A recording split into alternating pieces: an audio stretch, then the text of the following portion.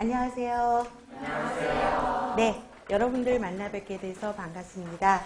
저는 대박열린고시학원에서 간호관리학 강의하고 있는 오정화입니다. 자, 여러분들이 지금 8급 간호직 공무원 시험 준비를 하고 계시는 거죠. 그렇게 해서 새롭게 이제 도전하는 여러분들을 만나 뵙게 돼서 너무 좋고요. 이제 저랑 함께 이제 3개월 정도 강의를 함께 진행하면서 공부할 계획입니다.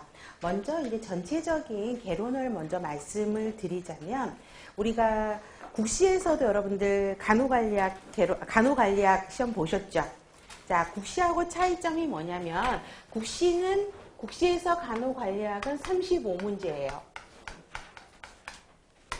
근데 우리 공무원에서는 몇 문제도 알고 계시죠?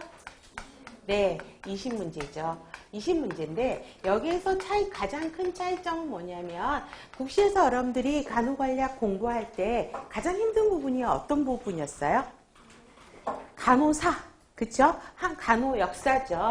그래서 세계사, 그 다음에 한국의 간호사, 그죠? 간호 역사죠. 간호사라고 하는 게 역사를 이야기하는 거죠. 근데 이 부분을 이제 가장 힘들게 공부를 하셨을 건데요. 공무원 공부하시는 분들이 이제 항상 저에게 질문을 하시는 게, 그러면 이 세계사, 한국사도 공부를 해야 되느냐라고 이야기를 하십니다. 그런데 공무원에서는 거의 나오지를 않습니다. 물론 최근에는 거의 나오지 않고요. 예전에, 그죠? 지방에서 제2의 나이팅게일의 외국 선교사 간호사는 누구냐, 이런 문제들은 나온 적은 있어요. 그런데 최근에 한 7, 8년 그 정도에는 간호 역사는 나오지는 않습니다. 그렇기 때문에 물론 이 내용들이 굉장히 단순하고요. 그냥 메모리만 하면 돼요. 내용은 엄청나게 많아요. 근데 그 시간에, 그쵸? 그냥 우리가 나오는 기본 간호관리학에서 이야기하고 있는 내용들을 또 공부하시는 게 맞을 것 같다는 생각이 들고요. 전체적인 목차를 보시면 우리가 간호관리 그러면은 이야기하는 게 기획, 그 다음에 조직, 인사, 지휘, 통제라고 이야기를 하죠. 근데 이 부분에서 거의 대부분의 문제가 두세 문제씩이 나오는 거를 볼 수 있습니다. 그 다음에 또 많이 나오는 게, 그래서 간호사는 거의 나오지 않고요. 그 다음에 전문직관이 또 각 국시에서는 문제가 나오게 됩니다. 그런데 공무원에서는 전문직관은 따로 공부하실 필요는 없어요. 그래서 이 부분은 그렇게 신경을 안 쓰셔도 될 것 같고요.